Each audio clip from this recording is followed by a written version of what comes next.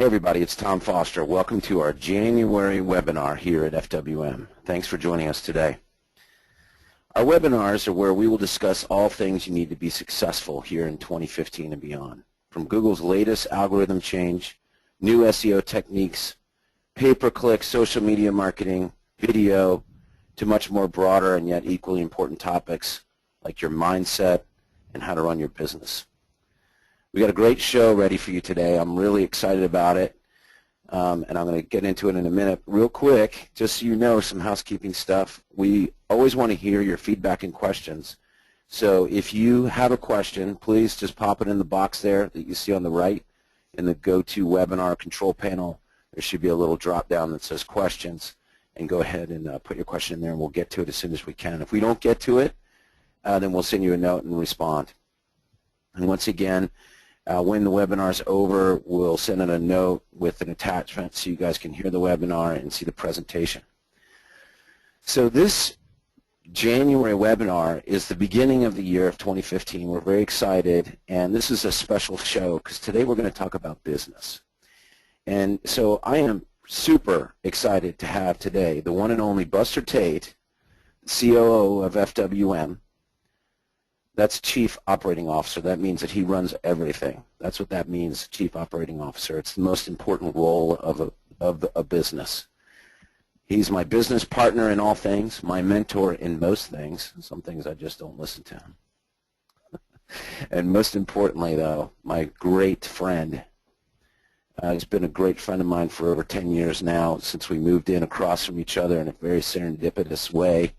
Years ago, within 6 months of each other, we moved across the street, and in the early days, we shared stories and shared pool games, most of which I beat him handily over and over again, although he would argue against that. We drank a lot of beer, had a good time. We helped each other, shared tools. I'll return them one day, Buster. And we just talked about business, and this was in the early days of Foster Web Marketing when I was by myself, or it was really Gretchen and Connie. Connie, you were there, and he would help me in all things, all my troubles, all my issues, or which I thought were issues at the time. And so Buster, everybody always wants to hear about Buster, and so I'm trying to get him to come out more and to speak more, and so he has a rich and interesting history that not many people get to hear, and those that get to hear it, they always want to hear more. Mostly, he's a quiet man and prefers to operate in the background and get things done, while I jump around like a spaz and come up with more crazy ideas for us to do. As he likes to say when asked what he does around here at FWM, he brings order to the chaos. He likes to be verbally efficient and digs deep in the complexity of language and communication, a skill learned from over 33 years of government service in a variety of capacities, from the most adventurous to the most bureaucratic and torturous. A natural master of arbitration and mediation, so much so that he was elected for 2 tours to Iraq to help rebuild that country. It's a mess now, but he left it in pretty good shape before he decided to join me and help make this company what it is today. And so now I'd like to introduce Buster Tate, who will share with us what he has learned over his many years, running many varieties of businesses, of which the size and complexity of such are unfathomable to probably everyone on this call. So let's learn something from you, Buster. Well, that's quite an intro. Thank you. As Tom said, I want to talk about business, and the first slide itself, the quote from Milton Friedman, "The business of business is business." What does that mean?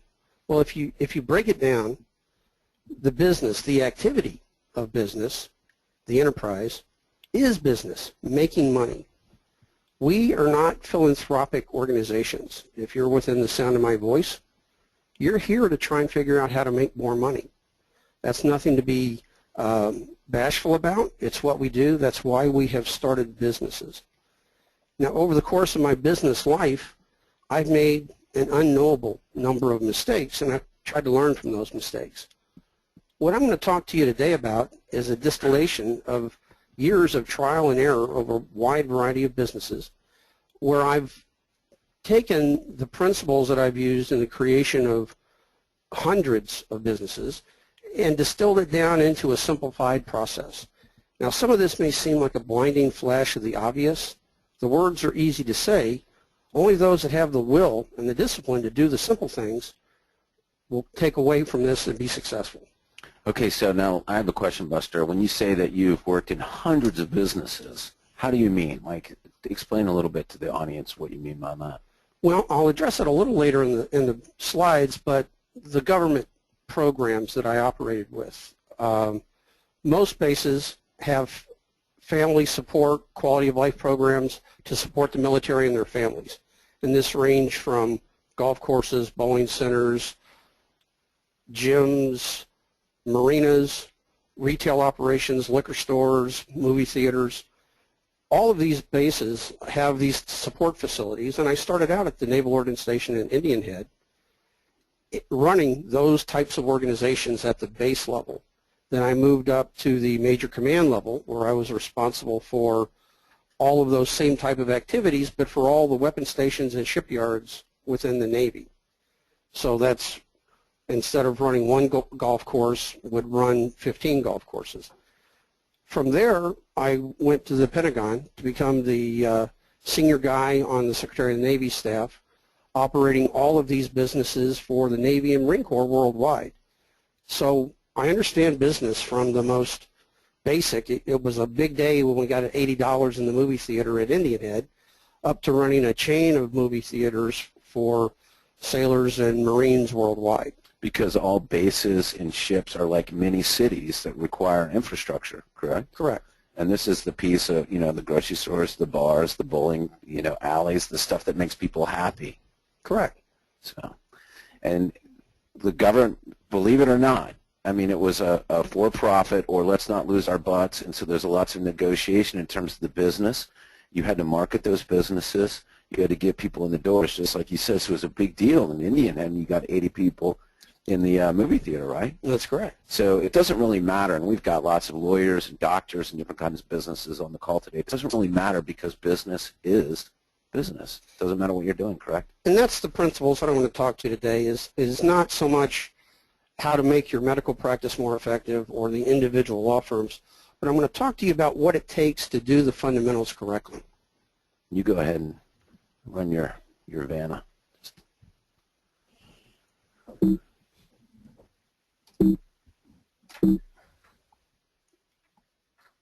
Okay. So they didn't teach you how to run a business in law school or medical school. You did it because you had a passion for the subject, and you got into it because you wanted to practice your craft. If you're a young lawyer and you start out in a larger firm, then you finally get your feet under you and you want to go out and start your own business. You get that entrepreneurial itch and you want to go out there and create something from scratch, but you really don't know how to do it. Two of the foundational concepts that I'll cover a little bit about today is the entrepreneurial mindset. The way people think about problems, to be creative, look for solutions that aren't obvious. You have to take a look at the way things are done in a traditional sense and apply the startup mentality, the go-get kind of initiative. And what we see are lawyers will go in and get rooted in the traditional way of doing things when there are multiple ways to address staffing, personnel, payroll, the technology associated with law. And you have to take those into consideration of the entrepreneur and the business owner. And so once you transition from the craftsman to the business owner, it's a different way of looking at things. The other foundational concept that I want to cover is a trust but verify philosophy. And if you don't take anything else away from the presentation today, this is probably the single most important tactic that you can employ to improve your business operations.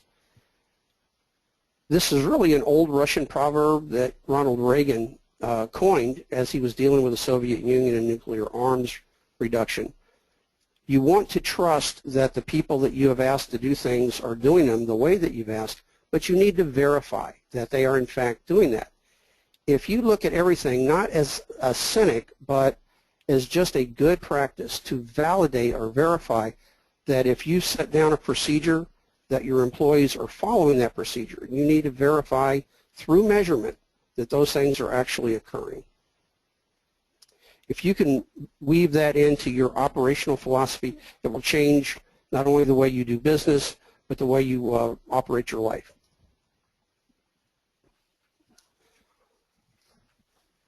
What's your plan? The Cheshire Cat said to Alice, if you don't know where you're going, any road will take you there. We see lawyers and doctors that get overwhelmed with the day-to-day stresses. They don't take the time to plan ahead. They get up in the morning and they see what the day brings. Unless you have a clear set of objectives and you know exactly the way you want to get there, you will flounder and wander amongst the trees aimlessly. Like a rudderless sailboat. And we see it all the time. Or they follow someone else and they're never really getting ahead because they're always following what their competitors are doing. It's true. So what I've got here is, in my mind, business planning simplified. This goes back to what I was saying earlier, is that the base commander would come and say, hey, I think we need a marina. I'll go check out the market, make the plans, do the research, create the startup. You need to pay attention to the foundations of the way you want to build your business, and this begins with the SWOT analysis, the strengths, weaknesses, opportunities, and threats. There are many other ways. There are lots of business planning tools and things. The SWOT has been very effective for me over a number of business opportunities, plans, subjects, and even down to evaluating businesses themselves. So when I talk to this, it's to focus more on the way that you look at business. If you're in the lawyer or doctor world and you want to take a look at your intake process, the practice areas that you're looking at, your finance operations, if you can break those down and look at the strengths of your intake process. Do you have good, empathetic people? Are they friendly? Are they able to carry on and listen well to the client, the prospective clients that are calling you? What are the weaknesses? Maybe you don't have scripts in place for those people to answer or ask the same questions each time the same way. Maybe they're not asking, how did you find us? So you're missing critical data to see if your marketing is being effective. If you take the simple process and apply it to every one of the elements within your business, the findings will be self-explanatory in terms of actions you need to improve and go forward. Yes, Tom. Is this a one-time event? I mean, you said a commander would come to you and say, build me a marina, and you would go through a SWOT analysis. Did you only do that one time? Well, the SWOT just gives you the baseline. In order to make a plan to go anywhere, you've got to know where you're at to begin with. And so from the 2015, and that's all the rage right now, is everybody's planning their 2015 efforts, to conduct the SWOT analysis and then set your goals. And what I've learned so far is that from a goal perspective, anything that you have a passion about that you truly want to achieve, you can achieve. It's a matter of having a fire in your belly to do it. The mechanics of business are pretty simple. If you can follow the steps, the methodology works over and over again. But what we find when we get to see people in their goals or setting their goals, some people believe they want the big house and the fancy car, only to find when they get there, it doesn't really scratch the itch. That you really need to be very introspective and focused on what really makes you happy. If you can define it, then you can actually achieve it. But a lot of folks have trouble coming up with what would really make them happy. So that's a whole nother mindset call and almost a 3-beer conversation in itself. So once you've got the SWOT and that you've looked at your intake and practice areas and marketing and infrastructure, and we even see lawyers using the SWOT process on cases. Mm-hmm. Is this a good case? What's the strength of the case? What are the weaknesses of the case? What are opportunities? Do I have opportunity to imply something or introduce new data? What are the threats? What surprises could they bring out to me in court? So if you use that as a basic starting point, set your goals, and then create a detailed plan with metrics to close the gap between your baseline and your goals. Look at the gap and then set the plan to close it. Now, when I say a detailed plan with metrics, that's probably the largest gap or the largest opportunity for improvement that we see in all of the businesses, even including FWM. We can't measure enough things to give you the data that you need to have on a continuing basis without discipline. You have to think about the measurement of everything that you do. If you can't measure it, it doesn't exist. So as you create processes, you have to... Sorry to interrupt you. Steve Richardson says we lost audio. Can anyone else hear us?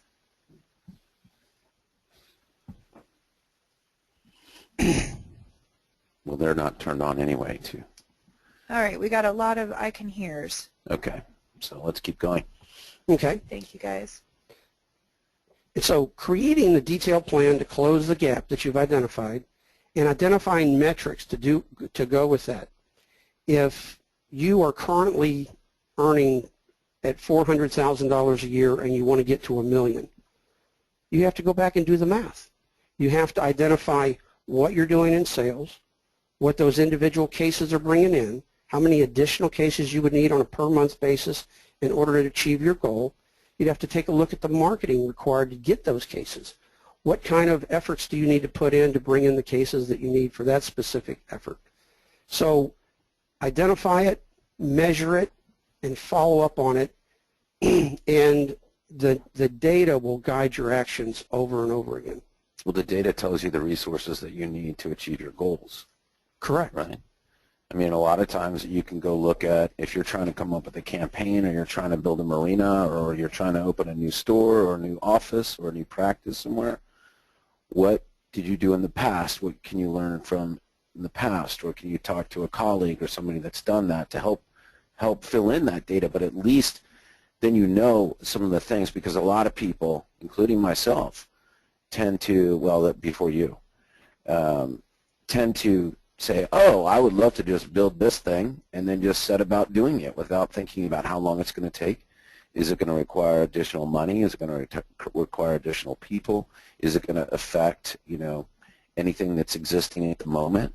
We're very careful about making changes and updates and whatnot without verifying that this is what we should be doing. We're guided a lot by exterior sources like Google and Facebook and social media and all kinds of stuff, that even this webinar here, I mean, we're guided by what we need to do to practice properly in the space. And you really need to think in that level of detail, right? I mean, sometimes you and I get lost when we talk about what we have to do, what's the next best thing for DSS. We're like, hey, it'd be great if we made it HIPAA compliant. Remember that? Mm-hmm. And then what kind of rabbit hole was that to do that HIPAA compliance? Deep and dark. Well, but you hit on an interesting point, and that's one of the things I wanted to touch on, is when you're doing these detailed plans with metrics, you also have to take into consideration the Pareto principle, the 80-20 rule, and take a look at all of the actions. You can become overwhelmed when you do a detailed plan to close all the gaps and achieve all your goals. It can look insurmountable. But if you use the 80-20 principle and look at the actions and do a return on investment calculation for each of those actions, you're going to get 80% of the value out of 20% of the action items before you. So if you assess it in that manner, you can pick the most productive actions to take, and that will help you prioritize the order in which to do things. We have a great question from Connie Kerrigan. She said, how or where would you incorporate a change in the industry that would affect your goals? Well, within a SWOT analysis, when you look for either threats or opportunities, you would identify that would be a new industry. Sometimes state laws can change or decriminalize a particular category, which would impact a lawyer's practice. If, in fact, you have an industrial park being built within your proximity, then that becomes an opportunity for creating a commercial law practice or expanding those efforts. So when you're doing your SWOT analysis, you can look at the strengths and weaknesses as internal, And you can look at opportunities and threats as external. Okay. So we've got our baseline, we've set our goals, we've conducted our gap analysis, we've identified our detailed plan with metrics, and we're using our 80-20 principle to prioritize the actions. That's the simplest part of the business plan. Then it is force multipliers that I want to talk to next. Force multipliers are defined, well, my good friend Dave Fries gives the best example of a force multiplier in a military context. If you have a 10-person unit with opposing another 10-person unit of all equal capabilities, and you give one unit night vision goggles, it multiplies their ability to fight through the night, provide tactical and strategic advantage by multiplying the force of that unit through technology. Well, what I'm going to talk to you about are a set of force multipliers that I have found complement the business planning model that we just laid out significantly. If you combine the business planning efforts and the force multipliers that we're going to cover, your chances of being successful are very, very high. This is where it gets good, guys. Force multipliers are cool. Well, now, Tom had got me to talk about the government career and the things earlier, so I won't go back through that again. But what my business experience did by going from the base to the major command to the Pentagon level and seeing the business scale, I also built up a reputation. And once we invaded Iraq and we had gone through the initial hostilities, we had blown the infrastructure to pieces, the oil and the water and the electricity operations, and they needed the ability to reconstruct the country's infrastructure and restart the economy. So DoD leadership looked to me and asked if I would go over and assist in the effort to rebuild the business elements of the Iraq economy that were destroyed. I said, okay, give it a shot. So I go over to Iraq, and I'm going to go off on a little bit of a tangent here, but I promise that I'll bring it back to business examples. When I go over to Iraq, the concept was to use soft power to calm the citizenry. If we could restart basic services, get electricity, water, get the hospitals back up, the schools operating, then the aggravation that was fueling a large part of the insurgency would be diminished, and if we did an effective job, they would stop shooting at our guys. So that was my mission, is to calm the citizenry, kind of a counterinsurgency effort through the use of soft power. Well, the initiative had a combination of State Department and DoD Provincial Reconstruction Teams. There were 16 provinces in Iraq, and they had provincial reconstructions in each. On my first tour, I was in Baghdad working at a central government level, and the effort did not go well. That was in the 2004 timeframe. We tried to fix everything centrally when the reality turned out to be that Iraq was controlled regionally by tribal powers. The tribal chiefs, during Saddam's time, he was able to control them through fear. We weren't willing to be that aggressive, so governance from a central perspective did not work out. The second time is when I had my most effective tour, is when I was embedded with the 2nd Marine Expeditionary Force in the Anbar province. That was the western third of the country. We went in with specialists in each of the areas in terms of oil, agriculture, rule of law, governance. I was the business guy. Each of the other guys on the provincial reconstruction teams had a counterpart at the ministry level or at the provincial level. There wasn't a small business administration or anybody for me to work with in terms of a counterpart. So I ended up dealing with the tribal chiefs. They were the real power brokers. Because there's no rules, right? There's no real government there at the time. Well, there was no government, and in the provinces, especially in the Anbar province, which was primarily Sunni dominated, the tribal chiefs were very powerful. It was very almost mafiosa-like, that they controlled territory. They had lieutenants. You had to pay homage to do business within their territories. It was very structured and very organized, but we did not acknowledge that until we had gone in there. I just want to back up for a little bit. So this is your second tour. Yeah. You've already gone over there. You spent 8 months. But anyway, how much time did we spend over that during that entire time where the SWOT or that plan failed, right? And so you had to regroup and say, well, that didn't work. Let's try it again this way, which happens in business all the time, right? It does, and we had a flawed plan going in, and we spent billions trying to make things happen a particular way that didn't work out. Now, the second time we went, we had infinitely more success and was working very well when we left, but once we pulled out, there had been a building issue between Sunni and Shia that had not been resolved, and as the U.S. pulled out, the Shia imposed their will on the Sunni in terms of central government and funding, and created an insurgency that flared back up, which fed ISIS as they came in today. So, but back then, yeah. it was, I mean, you've done a great job, I mean, in terms of rebuilding in those provinces. Well, and we were able to make big progress, and let me explain how that actually worked. That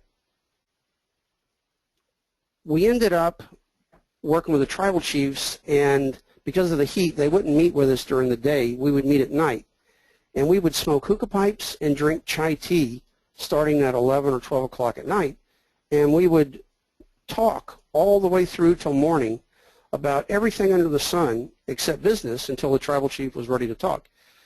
They had to get a chance to understand or feel like they knew you before they would have business conversations. It was very cultural, and the years that I spent in the Pentagon going through mindless meetings trained me to sit through all of this conversation and still stay engaged at a level where I was able to win over the tribal chiefs' trust and engagement. Well, we would talk about, when we finally got to talking about business, we were trying to reconstitute the infrastructure, and we wanted to build like a water treatment plant over here on the Tigris River. But we had sniper activity in the area, and so during these hookah sessions, I would ask the tribal chief if there was just some way we could find out who these snipers were, then I could give you this money to start building this water treatment plant. Well, a couple of days later, a note would come over and say, go to this house Tuesday at 8 o'clock.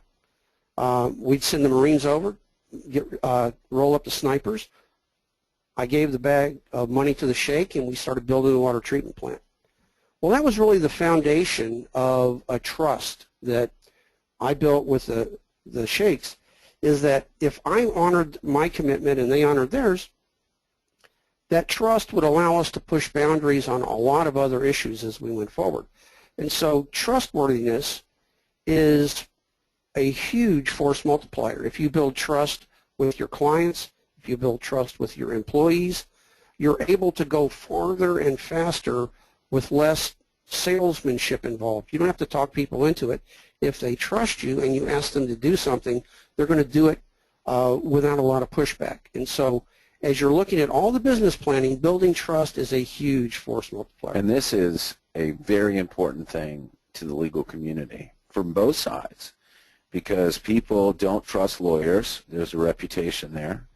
And lawyers don't trust other lawyers or people. And so trust is so important. And so when you can build that, some of the best lawyers I've worked with in my career trust people, right? And you work together as partners, and that's how lawyers should be working with their clients. And I'm not lecturing anybody, but all the time that I've done this, it's those that have a trustful relationship with their clients and their employees that I've seen become more and more successful. And it is those that don't that I see become less and less successful. Well, and trust can become a brand. Mm-hmm. If, in fact, you get that reputation. You can trust John Smith. He'll take care of you. Then you have to live it, though. It perpetuates itself. But right. you have to be honored. And the only way I was able to do it, much against the Army contracting officers and all of the naysayers dealing in this cash environment, you had to have trust that I was going to give this guy a bag of money and we were going to get something from it. And it was all a handshake business, wasn't it? I mean, it truly was like your word, and you had to, you know, stay with your word. And so that was the trust.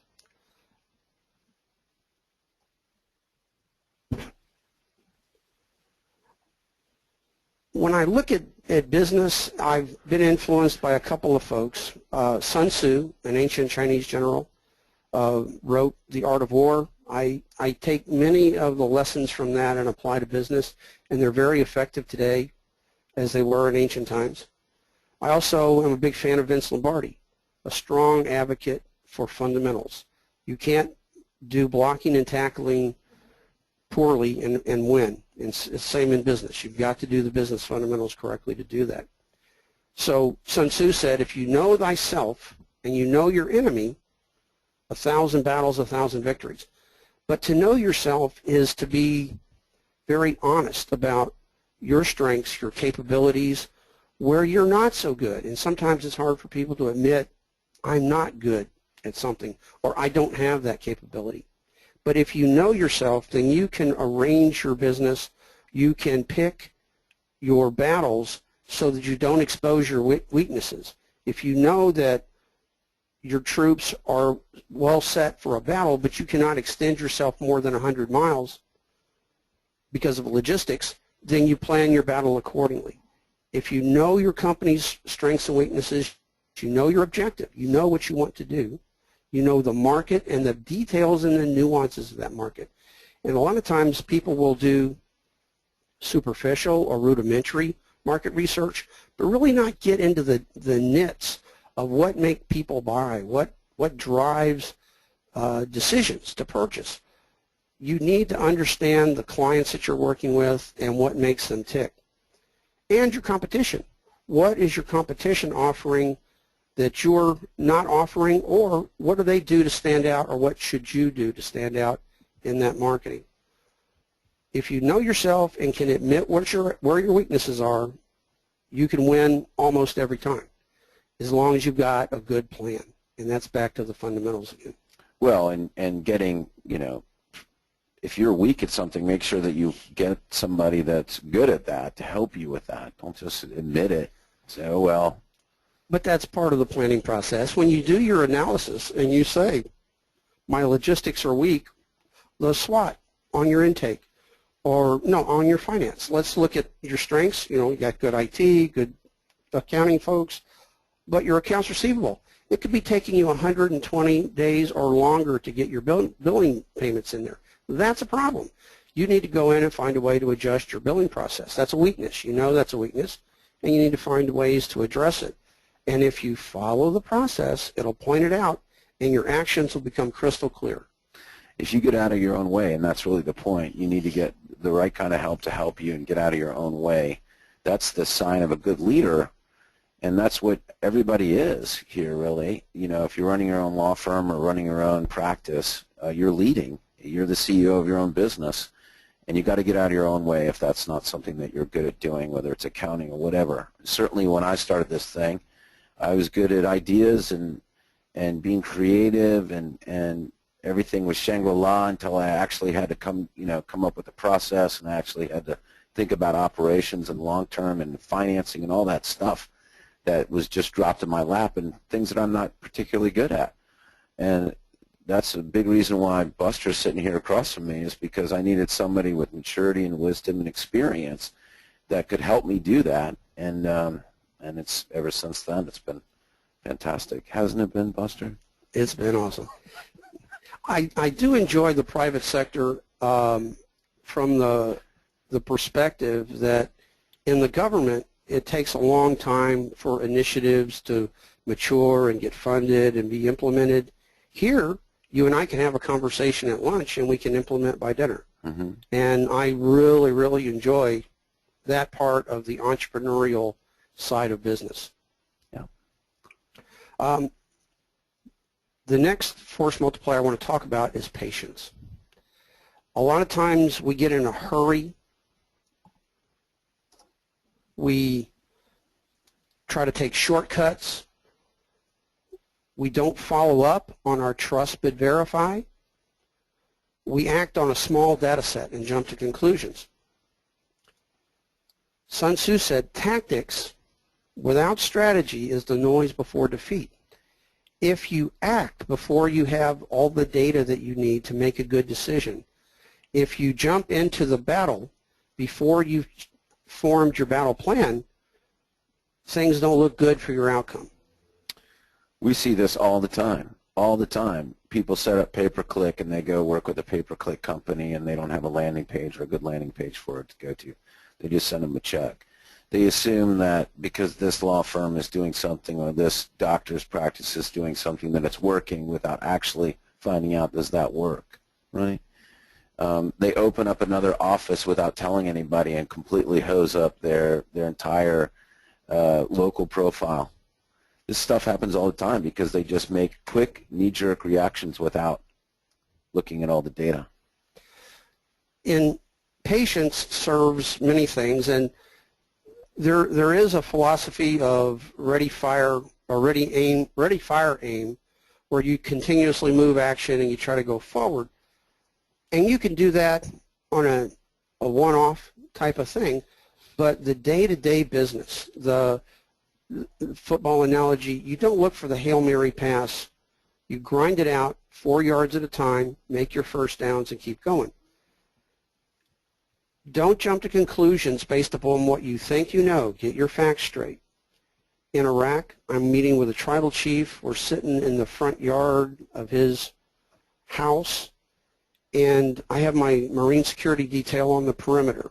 My first sergeant, the head of my detail, is on my left. And we hear the door slam, and the biggest Iraqi I've ever seen comes stomping out of the back door with this huge knife, and he's walking right at me. I see my security team light up. First sergeant would have the shot if it's necessary, and this guy is stomping right at me.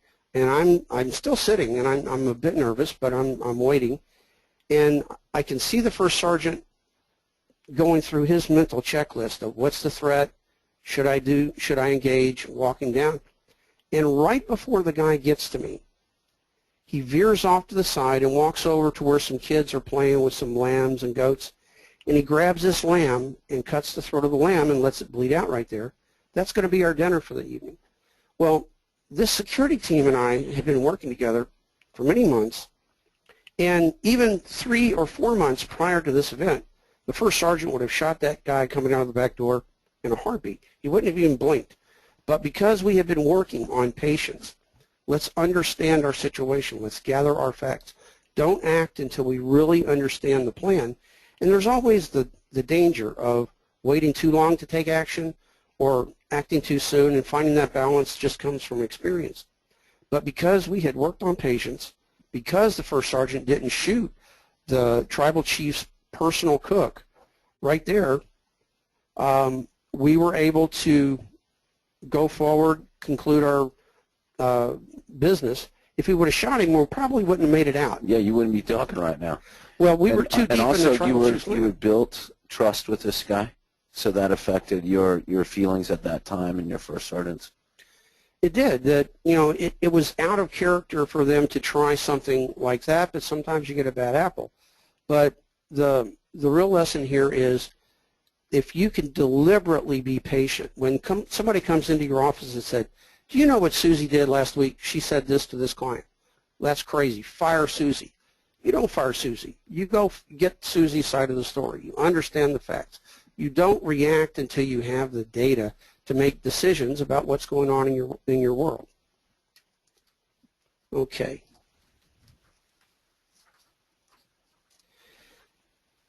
Another and very, very important force multiplier is listening. Now, Covey said it best, to seek first to understand, then to be understood. Most often when we're listening to someone in a conversation, we're thinking what we're going to say just as soon as there's a break in the conversation to get your words on the table. A lot of people don't actually pay attention to what the other guy is talking about at a level, at a nuanced level, well enough to understand it. Well, in the hookah sessions with the tribal chief, I was able to pick up, because of the force multiplier of listening, on some critical nuances to the market that we were servicing. when we would have these hookah sessions and get into really honest and open dialogue, the tribal chief would, we'd talk our business, and then he would lean back and say, the Marines are aggravating the citizenry because of the way they're handing out soccer balls. Huh? What?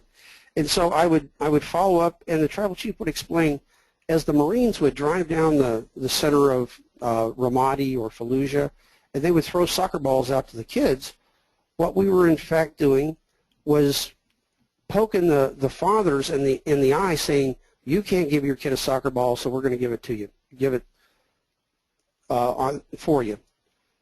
The tribal chief was saying the right way to give a soccer ball to a kid is give it to the father, then let the father give it to the kid, and that way he maintains honor. Well, I walk back from the hookah sessions, I go back to the command, we change tactics right away. We listen to what's going on in the marketplace and we adjust. And these hookah sessions provided amazing intel on the kinds of activities that we should have been using. But keep in mind, this was 2007. We invaded in 2003. And so it took disturbingly long amount of time to learn the cultural nuances, to deal with the things that we were trying to do. And it's because we weren't listening. We were just kicking down doors, which is another thing the chiefs were pointing out, is that if we were on patrol walking through the marketplace, I would go in and interview the market vendors. How much electricity are you getting every day? How is your supply routes? What are you doing in terms of storing your cash? How do you protect yourself from the marauders? And as we would go through these business patrols, occasionally someone would take some shots at us or throw a grenade, and the Marines would automatically cordon off an area and start kicking down doors to go into the houses to look for the bad guys.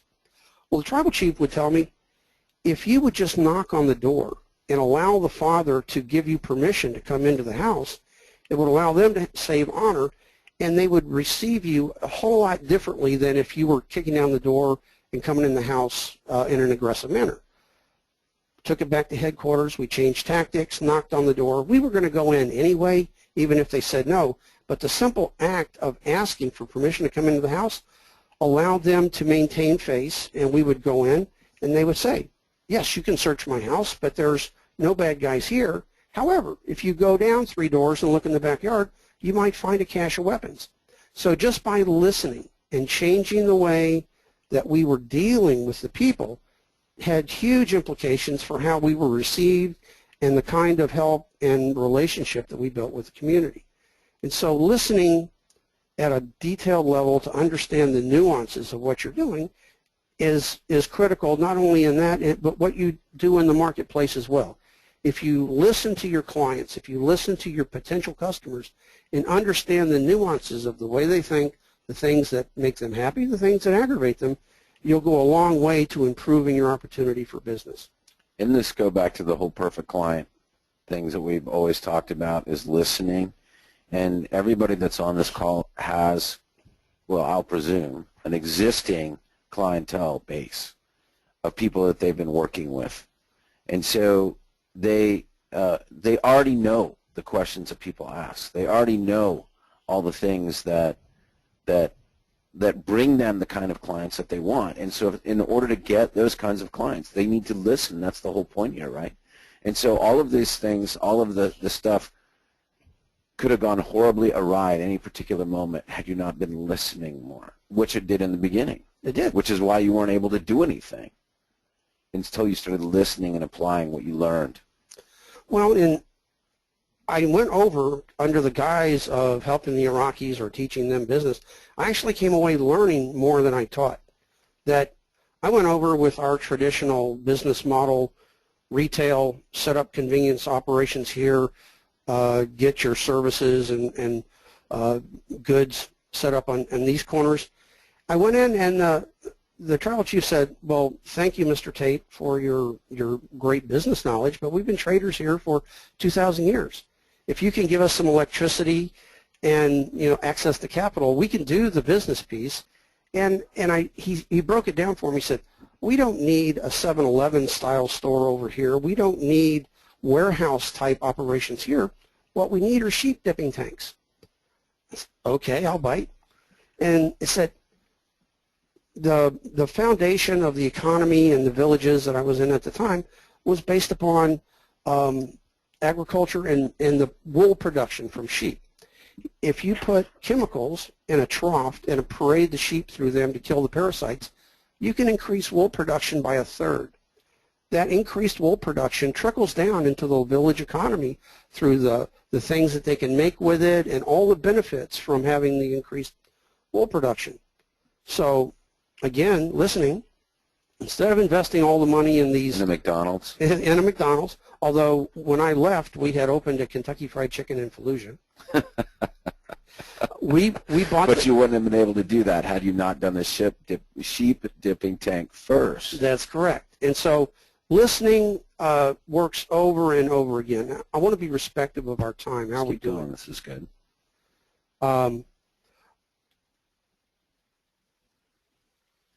The one thing that changed the relationship and the way that we interacted with the villages in the Anbar province, in Ramadi and Baghdadi, Hit, Al-Qaim, all of those kinds of villages, was we determined through the hookah sessions that soccer was almost a religion over there, that it was very important for the kids and even the adults in support of the soccer. And so we tried some initiatives by trying to build 100 soccer fields in 100 days.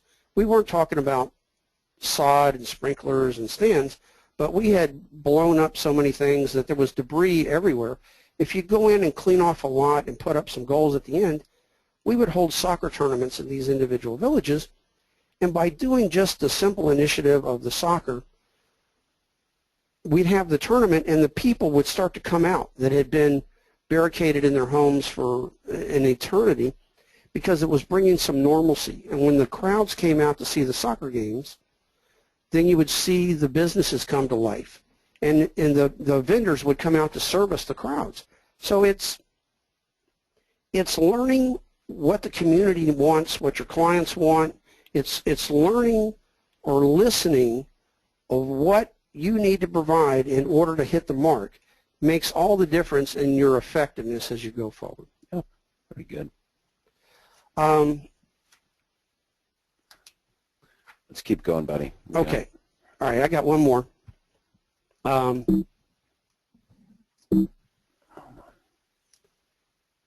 Anonymity. I think this is your favorite one. I don't know. I think listening might be my favorite. But anonymity is big, and it's difficult sometimes if you're the alpha dog or you're the solo practitioner. You have to be the face of the company. You have to be out there, and you have to do. But as you get into a larger organization, if you can help others on your team be successful, if you don't mind not receiving credit, if you can work from the sidelines and push others forward, the benefits from that magnify over and over again. You can accomplish your goals. You can build loyalty from the people that you help and get a buy-in and ownership from the other folks that are participating in the achievement of the goals that you've set forward. So if you can take the ego out of leadership and do this in a very unselfish way, you'll see the benefits multiply over and over again. And then kind of an unrelated thing, but similar, is push authority in your organizations down as low as practical. The Marines are very good at pushing authority down to the lowest competent level, and it makes them agile. They can adjust on the fly. They can make decisions, where in some organizations, oh, I'm sorry, only Sally can make that decision. And so the world comes to a stop until they can finally cycle up and get Sally to weigh in on a particular issue. If you push responsibility down, people will either stand up and do great or they will fail. But if they fail, then you can look at it from, did they have the adequate training? Did they understand the situational awareness? Were they in a position to make a good decision? If you can do that, then you can push the routine and rudimentary stuff down to the appropriate level, and focus on the strategic things that can make you successful in the long run. Okay. So this is your recap, Yep. Mr. Tate. So I just wanted to revisit what we had talked about. You know, in any kind of strategic planning, business planning, however you can call it, there's a plethora, I love getting that word in there somewhere, of consultants and business books and online courses that will tell you all the different ways that you can conduct strategic planning or business planning. There's no single best method. You know, the offerings range from rudimentary to complex, but the simple act of writing down your assessments, your goals, what you want to do, the simple act of writing those down will multiply your ability to achieve some success. The model that I've given you is just one of hundreds. It's just a matter of following the process and having the building the discipline to do that. If you combine the business model that we've talked about with the force multipliers that we've just discussed, you have a high probability of achieving all of the goals that you've laid out for yourself. Now, just to recap on the force multipliers, the trustworthiness, the intelligence, and that's not spying, that's knowledge. That is gathering your information and making decisions. Patience. And we mean patience like having patience, not like patience that you work on doctors. Yes. We know that this is an obvious misspelling. Busted. The anonymity. And then listening. And I think listening is truly my favorite. And then this is Vince Lombardi. Like I said, I'm a big fan. And he said the difference between a successful person and others is not lack of strength or knowledge, but a lack of will. The mechanics of this business effort is simple, but the will to do it, you have to have a fire in your belly. You have to have a sense of purpose in order to make this work. So if you can combine the model, the force multipliers, and you have a legitimately burning desire in your belly to do this, you can be successful. That's the short version of Buster's business. Thank you, Buster. Thank you very much. And, I mean, this is true, and this is kind of broad strokes that we're talking about in running a business, but you need to think about these things no matter what you're doing. And what happens is that we tend to take it all for granted. We think it's going to be a lot easier than it's going to be, and certainly most of you that are on this call know that it's not that easy. It always starts out that way, or you think it's going to be easy, but this is a great way to kind of step back and look at things. Certainly when Buster and I started working together, I had that same attitude of I was young and foolish and naive and that I could use my personality to get whatever I wanted. And it wasn't really until Buster and I sat down and went over the SWOT. I remember doing that years ago and seeing, well, first of all, I saw strengths that I did not know were there and weaknesses that I did not know were there. It opened up a whole other world. And since we started doing that, it guides our everyday existence. And every year we go back and look at it, and as we beat each other up, as we do every day, and of all the things that entrepreneurs do, of all the things that we're not doing right, if you go back and look, you know, at the before pictures, you know, like when you start an exercise program, it always says take a picture of you now, because you don't really see the changes every day. It's fascinating to watch how much we have changed since those early days, and we still have a long ways to go, but that's part of the fun. The fun is the journey. I mean, once you're there, and you're like, oh, wow, boring, you know, like the fun part is getting there. And so I like to say that, you know, Buster and I found each other at a great time where I needed some maturity, some wisdom, some experience, some guidance at that point in my career and in where FWM was, and you needed some adventure and wanted to get away from do it this way all the time. Let's have some fun together. So I'm going to go ahead and open it up. Molly, we got any questions over there we can get out? I do have a good question, and Do you offer assistance with SWOT analysis? Steve Richardson would like to know. For Steve Richardson, we offer assistance for SWOT analysis. All you have to do is send a note to Buster at Foster Web Marketing. And if you've got something that you want him to look at, he's got some examples of SWOT analysis that he's done. They'd be happy to send you guys. And so, yes, if you guys are interested in getting some examples of SWOT analysis broken out, we didn't really have time to go over today. We'd be happy to send those out to you. Do you have any other questions? I know this has been kind of broad and at a high level, but I would be willing to come back a second time and get into the details of many of the things that I've described. I think that walking through a medical firm or a law firm SWOT analysis and showing some examples may help clarify some of what we're talking about. But the information and the processes are pretty straightforward. You can find everything you need on the internet to knock this out yourself, but I'd be happy to come back and do a more detailed presentation. And we'll put together some references for you guys that Buster looks at, reads, that influences his decision making. Certainly, you know, Buster, any question that I ask, you heard him saying in the very beginning, he's trust but verify. He will go check it out and come back and give me a deep analysis. That's what he's been doing his whole career. We're fortunate. We're all fortunate to have what a great man, a great leader, a great spirit, all helping us out. I mean, certainly he's my partner, but he's partners to everybody that is with Foster Web Marketing too, because all he thinks about, all he, you know, focuses on is how to make this company better for our clients. That's what we do. So we're all very fortunate, and certainly he will put together a great list of references and other teaching tools that can help everybody out.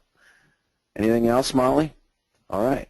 Well, I hope that you all enjoyed that. Please, once again, feedback is very important to us. We want to hear what you want to know about, what more that we can do besides talk about the next Penguin update. Just know it's coming.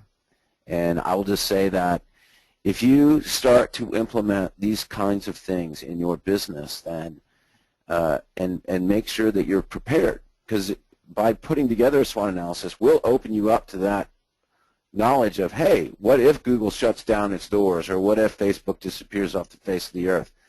This will give you kind of that strength, right, Buster, to deal with whatever happens, because you might need to adjust, just like you did in our first tour in Iraq, and certainly grim days over there today, but certainly not how you left it back in the day. All right, Mr. Tate, well, thanks again for joining me in my world, and good to have you, buddy. All right, everybody, thanks. We'll see you next month, the February webinar. We'll talk about something marketing related again. How to love your website. Is that what we're doing? How to love your website. All right. Lord knows we all need to do that more. All right, everybody, thanks so much. Happy New Year. Bye. Thanks, guys.